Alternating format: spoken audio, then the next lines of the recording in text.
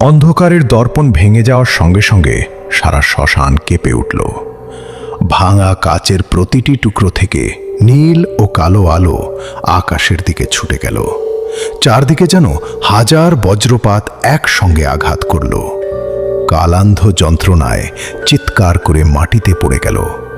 তার বিশাল দেহ ধীরে ধীরে ধোঁয়ায় পরিণত হতে লাগল। কিন্তু ঠিক তখনই সেই ধোঁয়ার মাঝখানে এক রহস্যময় অবয়ব তৈরি হল। তিনি ছিলেন এক বৃদ্ধ সাধক। সাদা জটা, কপালে ভস্য, চোখে গভীর শান্তি। তারানাথ সতর্ক হয়ে ত্রিশূল তুলে ধরলেন। বৃদ্ধ হাত তুলে বললেন, ভয় পেও না তারানাথ, আমি কালান্ধ নই, আমি ঋষি অত্রেয়। তারানাথ বিস্মিত হয়ে জিজ্ঞেস করলেন, আপনি কে, আর এতদিন কোথায় ছিলেন? ঋষি ধীরে ধীরে বললেন, ৩০০ বছর আগে আমি এই শ্মশানের রক্ষক ছিলাম। ভৈরব কাপালিক নিষিদ্ধ তন্ত্রের মাধ্যমে কালান্ধকে জাগাতে চেয়েছিল। তাকে থামাতে গিয়ে আমি নিজের আত্মাকে অন্ধকারের দর্পণের সঙ্গে বেঁধে দিই, তাই এতদিন বন্দী ছিলাম। চারদিকে ছড়িয়ে থাকা কালো ধোঁয়া ধীরে ধীরে মিলিয়ে যেতে লাগল। শ্মশানের বাতাস অনেকটাই স্বাভাবিক হয়ে উঠল, কিন্তু হঠাৎ আকাশ আবার কালো হয়ে গেল। দূরে দেখা গেল ভাঙা দর্পণের একটি ছোট টুকরো এখনো অক্ষত পড়ে আছে। সেই টুকরোটি কাঁপতে শুরু করল।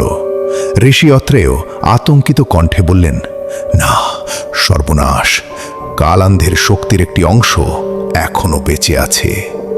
ভাঙা কাচের টুকরো থেকে কালো ধোঁয়া বেরিয়ে একটি ছোট শিশুর আকৃতি নিল, কিন্তু তার চোখ দুটো জ্বলছিল রক্তের মতো লাল। সে মৃদু হেসে বলল, আমার নাম কালাংশ, আমি কালান্ধের শেষ উত্তরাধিকার। গোপাল ভয়ে পিছিয়ে গেল। বাবা, ও তো একটা শিশু। তারানাথ গভীরভাবে শিশুটির দিকে তাকালেন। তিনি অনুভব করলেন শিশুটির ভেতরে অশুভ শক্তি আছে, কিন্তু এখনও তা পুরোপুরি জেগে ওঠেনি। ঋষি অত্রেয় বললেন, এখনই সিদ্ধান্ত নাও, একে ধ্বংস করলে অশুভ শক্তির বংশ শেষ হবে, কিন্তু যদি বাঁচিয়ে রাখো, একদিন সে আবার কালান্ধের মতো শক্তিশালী হয়ে উঠতে পারে। চারদিকে নিস্তব্ধতা নেমে এলো। তারানাথ ধীরে ধীরে শিশুটির কাছে এগিয়ে গেলেন। শিশুটি কাঁদতে শুরু করল। তার চোখের লাল আভা ধীরে ধীরে ম্লান হয়ে এলো। তারানাথ মৃদুস্বরে বললেন, কোনো শিশু জন্মগতভাবে অশুভ নয়, তাকে তার কর্মই ভালো বা মন্দ করে তোলে। ঋষি অত্রেয় কিছুক্ষণ নীরব থেকে মাথা নাড়লেন। ঠিক তখনই দূরের জঙ্গলের দিক থেকে একটি অজানা শিঙার শব্দ ভেসে এলো। ঋষির মুখ ফ্যাকাশে হয়ে গেল। তিনি ফিসফিস করে বললেন, অসম্ভব, শ্মশানের ৯ রক্ষকের একজন জেগে উঠেছে। যদি সে এখানে পৌঁছে যায়, তবে আজকের যুদ্ধ ছিল কেবল শুরু। তারানাথ ধীরে ধীরে আকাশের দিকে তাকালেন। তিনি বুঝলেন কালীতলার অন্ধকার এখনো পুরোপুরি শেষ হয়নি। কালীতলার আকাশ তখনও অস্বাভাবিক কালো।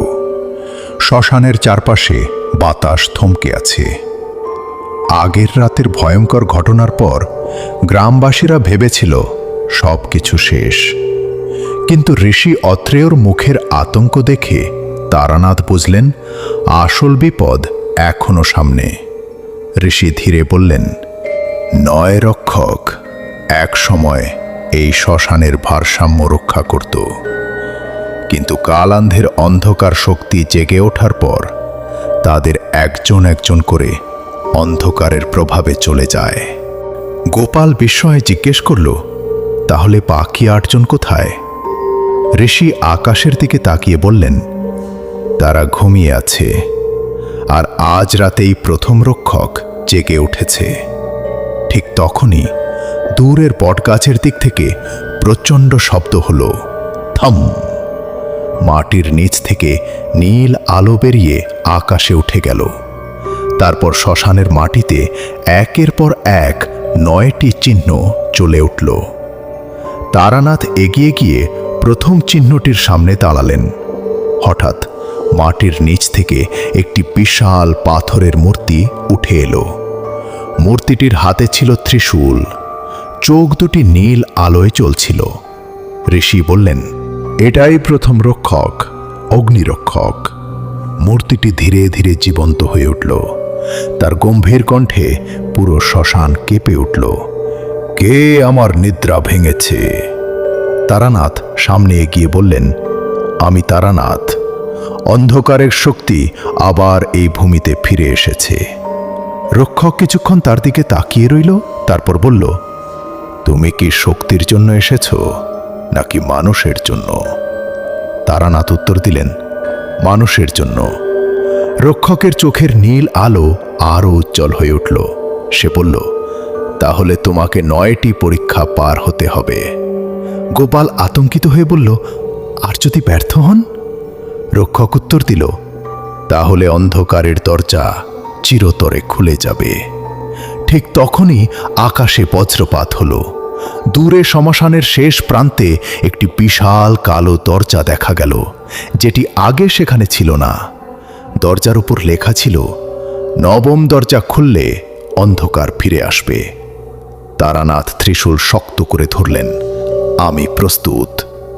অগ্নিরক্ষক হাত তুলতেই চারপাশের মাটি আগুনের আলোয় ভরে গেল। তারানাথের সামনে তৈরি হলো একটি দীর্ঘ অন্ধকার পথ।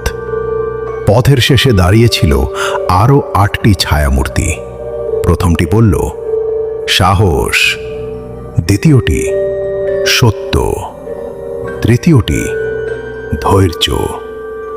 চতুর্থটি, ক্ষমা। পঞ্চমটি, ত্যাগ। ষষ্ঠটি, বিশ্বাস। সপ্তমটি, করুণা। অষ্টমটি, আত্মসংযম। আর শেষ ছায়াটি কোনো কথা বলল না। তার মুখ সম্পূর্ণ অন্ধকারে ঢাকা। তারানাথ তাকিয়ে রইলেন। ঋষি অত্রেয় হঠাৎ ফিসফিস করে বললেন, ওকে দেখে সাবধান।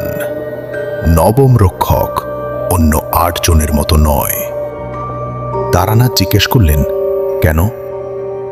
ঋষি উত্তর দেওয়ার আগেই 9ম ছায়াটি ধীরে ধীরে মাথা তুলল।